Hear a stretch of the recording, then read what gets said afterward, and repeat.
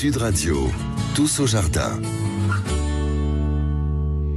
C'est sûr que c'est un peu moins évident de passer de Bernard Blier au jardin, mais vous allez voir, on peut trouver quelques points communs, notamment parce que ce matin, on doit s'intéresser à tout ce qui est plantation de marguerites d'hiver. Bonjour Florian Bonneau.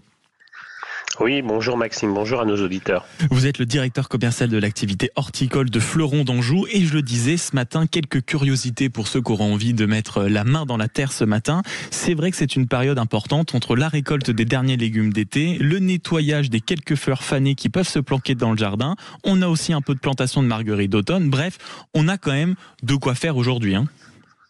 Oui, exactement. Et puis, moi, je vous ai déniché pas une, mais deux plantes audacieuses ce matin. Et nous allons commencer par une plante avec un nom qui intrigue, le symponium. Le symponium, c'est une plante assez récente, Maxime, qui est née du croisement entre un sempervivum et un aéonium. Celui-là aussi, d'ailleurs, il a un nom qui intrigue un peu. Alors, le symponium combine la rusticité du premier et l'élégance graphique du second. Au final, cette nouvelle plante, elle va nous permettre d'obtenir une plante succulente au feuillage spectaculaire, en forme de rosette, avec des couleurs qui varient du vert tendre au pourpre profond. Alors ça semble très artistique, mais moi qui n'ai pas la main verte, mon cher Florian, la première question que j'ai envie de vous poser, c'est quand même, est-ce que c'est facile à cultiver, tout simplement ?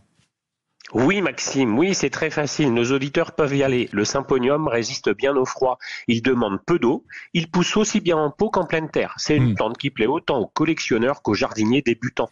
Vous parlez des débutants, les succulentes sont aussi justement les alliés des étudiants, parce que si j'ai bien suivi vos conseils à la rentrée, c'est idéal quand même pour avoir un peu de nature dans les studios, dans le petit bout d'appart qu'on a dès qu'on arrive, on va dire, au devant des études. Absolument. Écoutez, les succulentes sont parfaites pour les étudiants et les débutants. Elles sont peu exigeantes, décoratives, très abordables. Un petit écheveria sur le bureau, une crassula sur une étagère. Et bien voilà un coin de nature qui va résister aux oublis d'arrosage et aux déménagements successifs. Alors il y a pléthore de choix dans cette famille des succulentes.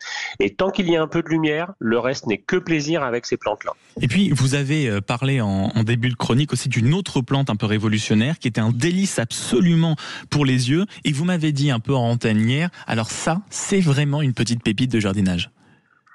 Oui, en effet. En fait, je vais vous parler du cyclamen. Alors, j'en parle assez facilement, j'aime beaucoup cette plante. Et le mois dernier, nous avons parlé de la variété parfumée absolue. Mais aujourd'hui, je veux vous parler d'un cyclamen qui n'a pas des fleurs roses, pas des fleurs rouges, ni blanches, mais des fleurs bleues aux nuances violettes. Un obtenteur de variété, Maxime, a réussi cette prouesse après des années de sélection variétale pour nous apporter ce cyclamen, et retenez bien son nom ce matin, le cyclamen dragon. Il a deux nuances de couleur, le dragon blue avec un ton presque pastel et le deep blue qui a un coloris plus profond et soutenu. Imaginez-le dans un cache-pot ambre doré à trôner au milieu de votre table. Alors que le taupe s'est installé ces dernières années apportant de la neutralité dans nos décos à la maison, et bien là vous allez réveiller votre intérieur avec une nouvelle lumière dans la pièce. Et il y a de tout, il y a du jardinage et il y a de la décoration, mais ce qui m'intéresse en plus dans cette plante, c'est que c'est vraiment le fruit, en réalité, vraiment d'une production française. C'est une petite plante locale. Alors, exactement. Après ce travail d'obtenteur de l'entreprise Schoneveld qui se trouve en Hollande, beaucoup de producteurs français ont pu se mettre à produire cette nouvelle fleur pour le lancement cette année. C'est une production effectivement locale, française, maîtrisée, avec une volonté de proposer cette plante originale. Les premières plantes vont être disponibles là cet automne en jardinerie ou dans les magasins de bricolage chez certains fleuristes. Et je pense qu'il y aura beaucoup de demandes pour ce coloris bleu-violet exceptionnel. Merci beaucoup Florian Bonneau, directeur commercial de l'activité horticole de Fleuron d'Anjou pour les conseils jardinage de ce samedi matin.